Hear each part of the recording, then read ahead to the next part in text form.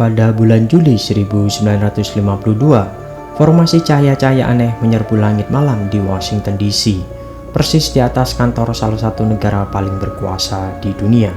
Peristiwa itu dikenal dengan sebutan Washington National Airport Sightings.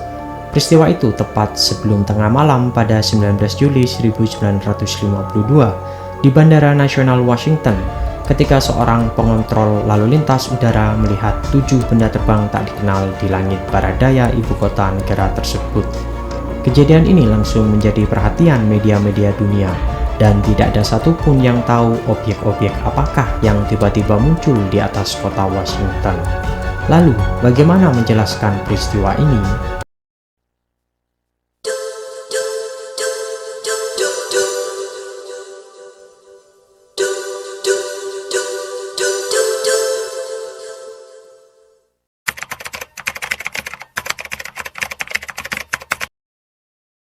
Presiden Harry S. Truman sedang bersantai di ruangannya di Gedung Putih. Sudah 7 tahun ia menjabat sebagai Presiden Amerika Serikat. Ia telah banyak menyaksikan peristiwa besar terjadi pada masa kepemimpinannya, termasuk berakhirnya Perang Dunia II. Namun ia tidak menyadari bahwa sebuah peristiwa luar biasa akan segera terjadi tepat di depan matanya. Pada tanggal 10 Juli 1952, seorang kru pesawat National Airlines yang sedang terbang di Virginia melihat sebuah cahaya yang terlalu terang bila dibandingkan dengan balon udara dan terlalu lamban bila dibandingkan dengan meteor. Di lokasi yang sama, beberapa hari kemudian, seorang kru pesawat lain yang terbang dekat Washington melihat sebuah cahaya yang mengambang di udara selama beberapa saat dan kemudian secara misterius naik ke langit. Penampakan tersebut sangat luar biasa, namun masih tidak dapat menandingi peristiwa yang akan terjadi pada hari-hari berikutnya, yaitu ketika sekelompok objek terbang misterius menyerbu Washington DC dan terbang di atas Gedung Putih, Capitol Hill, dan Pentagon. 9 hari kemudian, tepatnya tanggal 19 Juli, pukul 21.30, seorang pejabat Angkatan Udara Darat bernama Joseph Gigandet sedang duduk di serambi rumahnya di Alexandria, Virginia. Beberapa saat kemudian, ia menyadari ada sesuatu yang tidak biasa. Ketika menoleh ke langit yang gelap, ia melihat sebuah objek berbentuk cerutu berwarna merah terang melayang dengan lambat di atas rumahnya. Gigandet memperkirakan objek tersebut berukuran kurang lebih seperti sebuah pesawat DC-7 dan berada pada ketinggian sekitar 10.000 kaki. Ia juga melihat sekelompok cahaya-cahaya aneh mengiringi objek raksasa tersebut. Ketika cerutu raksasa itu terbang menjauh, warnanya berubah menjadi merah gelap, dan Gigandet melihat objek itu terbang menuju Washington. Pukul 23.40, Edward Nugget, seorang pengawas lalu lintas udara di Washington National Airport, sedang mengamati radar di hadapannya. Ia tidak mengerti apa yang sedang dilihat matanya.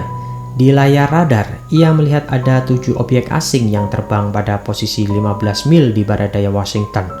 Nugget kemudian memeriksa catatan penerbangannya dan tidak menemukan adanya pesawat yang meminta izin terbang di wilayah itu. Lagi pula, gerakan objek-objek tersebut tidak menunjukkan adanya pola seperti pesawat terbang pada umumnya. Luar biasanya, 2 dari 7 objek tersebut tercatat terbang dengan kecepatan yang menakjubkan, yaitu 700 mil per jam. Nugget tidak percaya dengan apa yang dilihatnya dan mengira ada kerusakan pada radar. Jadi ia memanggil atasannya, Henry Barnes, yang kemudian meminta 2 staf lainnya untuk mengecek, dan mereka juga tidak dapat menemukan kerusakan apapun. Barnes mengangkat telepon dan menghubungi pusat radar lainnya di Washington National Airport. Di ujung telepon, Howard Coughlin menerima pemberitahuan itu dan memberitahu Barnes bahwa ia juga menangkap objek yang sama di radarnya. Dan kemudian sesuatu yang luar biasa terjadi. Sebuah bola cahaya terbang muncul di dekat menara Coughlin. Ketika menoleh ke jendela, Coughlin bisa melihat cahaya itu melayang seperti sedang mempermainkannya. Sesaat kemudian, objek itu menghilang dan suasana menjadi sunyi kembali. Lalu posisi objek di layar radar berubah. Harry Barnes melihat 7 objek di radar mulai bergerak ke arah Gedung Putih, dan itu adalah wilayah larangan terbang. Barnes bergegas menghubungi pangkalan udara Andrew yang berlokasi sekitar 10 mil dari Washington National Airport. Andrew Air Force Base yang menyadari gawatnya situasi segera menghubungi Komando Pertahanan Angkatan Udara. Segera, dua pesawat tempur F-94 diperintahkan untuk mengejar objek tersebut. Namun, landasan udara di pangkalan itu sedang diperbaiki, dan kedua pesawat tempur tersebut baru bisa terbang beberapa jam kemudian. Ketika mereka tiba di lokasi, objek-objek tersebut telah menghilang. 1 minggu kemudian, yaitu pada tanggal 26 Juli 1952, seperti deja vu, sekelompok objek aneh kembali tertangkap radar Washington National Airport. Komando Angkatan Udara kembali memerintahkan dua F-94 untuk mengejar objek tersebut. Sampai di lokasi, pilot tidak melihat objek apapun. Namun, tidak lama kemudian, kopilot Letnan William Peterson melihat 4 objek bercahaya berwarna putih melayang di kejauhan. Dengan segera, pilot John McHugh bermanuver dan terbang ke arah mereka. Tiba-tiba sesuatu yang tidak terduga terjadi. Keempat objek tersebut berubah formasi dan mengepung jet tempur tersebut. Peterson berteriak kepada operator di menara pengawas dan mengatakan cahaya itu mengepungnya. Peterson tidak mendapat jawaban yang diinginkannya dari menara pengawas.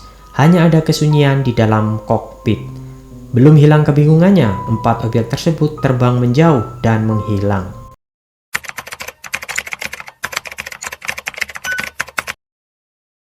Hari berikutnya, peristiwa ini telah menjadi headline di berbagai media utama di Amerika. Sementara itu, di Gedung Putih, Kapten Edward Ruppel berjalan dengan tergesa-gesa menuju Situation Room. Di tempat itu, Presiden Truman dan beberapa jenderal angkatan bersenjata telah menunggu. Kapten Edward Ruppel adalah kepala proyek Blue Book yang memang bertugas menyelidiki fenomena objek-objek terbang misterius. Dalam pertemuan darurat itu, Ruppel menyatakan kemungkinan bahwa objek tersebut adalah gangguan temperatur yang menyebabkan cahaya dari bumi memantul ke awan, yang menyebabkan adanya efek bola cahaya di langit. Efek lain dari fenomena cuaca ini menurut Ruppel adalah kemampuannya mengacaukan sinyal radar. Pada tanggal 29 Juli 1952, pihak Angkatan Udara menyelenggarakan konvensi pers dan memberikan jawaban yang sama dengan Ruppel. Sampai sekarang, pernyataan ini adalah jawaban resmi pihak pemerintah Amerika Serikat atas insiden ini. Walaupun jawaban resmi telah diberikan, Angkatan Darat dan CIA merasa bahwa pihak musuh mungkin sedang mengacaukan psikologi penduduk Amerika dengan memberikan laporan-laporan UFO palsu supaya menimbulkan kepanikan, dan dengan demikian membuat Amerika menjadi lebih rentan terhadap serangan. Pada tahun itu, Perang Dunia II baru berakhir selama 7 tahun. Pada tanggal 24 September 1952, CIA merekomendasikan dibentuknya sebuah panel yang kemudian dikenal dengan sebutan Panel Robertson, yang bertujuan untuk menyelidiki laporan-laporan UFO yang dimiliki Project Blue Book. Panel itu terbentuk pada Januari 1953 dan segera memeriksa laporan-laporan UFO yang ada. Menurut panel tersebut, laporan-laporan UFO yang ada tidak mengancam keamanan nasional dan merekomendasikan Angkatan Udara Amerika untuk tidak menghabiskan waktu mengurusinya dan segera menanggalkan status istimewa UFO dari penyelidikan mereka. Walaupun demikian, ada satu hal menarik dari insiden ini. Konon ketika Washington diserbu oleh objek-objek misterius tersebut, Presiden Truman sempat menghubungi Albert Einstein dan meminta saran atas peristiwa tersebut. Presiden Truman juga sempat menyinggung bahwa ia memerintahkan Angkatan Udara untuk menebak jatuh objek-objek misterius tersebut. Jawaban Einstein singkat, setiap orang yang dapat melintasi jutaan mil angkasa luar pasti dapat menjaga dirinya sendiri ketika sampai di tempat tujuan.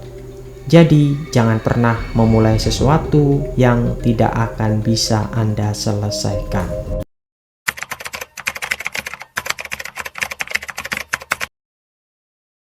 Jadi, kesimpulannya, menurut Mayor Jenderal Angkatan Udara John Stanford, adalah bahwa peristiwa tersebut hanyalah gangguan cuaca saja.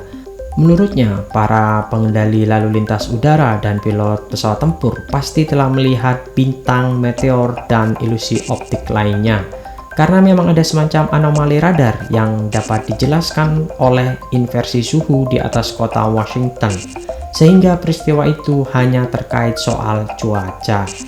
Di antara saksi yang mendukung penjelasan Stanford adalah kru awak pesawat pembom B-25 yang telah terbang di atas Washington selama peristiwa penampakan pada 26 hingga 27 Juli di tahun 1952. Radar pesawat mereka yang juga menangkap objek-objek tersebut ternyata menjelaskan bahwa objek itu adalah perjalanan kapal uap Wilson Line ke daerah Gunung Vernon. Juga kesaksian lain, sebuah penerbangan Eastern Airlines pukul 3 pagi pada 27 Juli di atas Washington diberitahu bahwa benda tak dikenal ada di sekitar mereka, namun para kru tidak melihat adanya hal-hal yang aneh di sekitar pesawat mereka. Dan terkait pendapat John Stanford, makin diperkuat oleh pendapat Pusat Analis Radar. Atas permintaan Angkatan Udara, Pusat Pengembangan dan Evaluasi Teknis CAA melakukan analis terhadap penampakan radar. Kesimpulan mereka adalah bahwa adanya inversi suhu yang telah ditunjukkan di hampir setiap penampakan objek yang dianggap UFO tersebut. Proyek Blue Book pada akhirnya melabeli kejadian tersebut yang tertangkap radar pada peristiwa Washington sebagai gambaran palsu yang disebabkan oleh inversi suhu, dan penampakan visual sebagai meteor, bintang, dan lampu kota yang salah diidentifikasi. Jadi, bagaimana menurut kalian? Apakah kalian percaya terhadap penjelasan dari Angkatan Udara Amerika tersebut? Atau kalian punya pendapat sendiri? Well, memang membicarakan UFO ini sangatlah menarik, karena tetap saja masih menyisakan puzzle-puzzle misteri yang akan terus menarik untuk dipecahkan. So, sampai di sini dulu dan sampai jumpa di episode selanjutnya.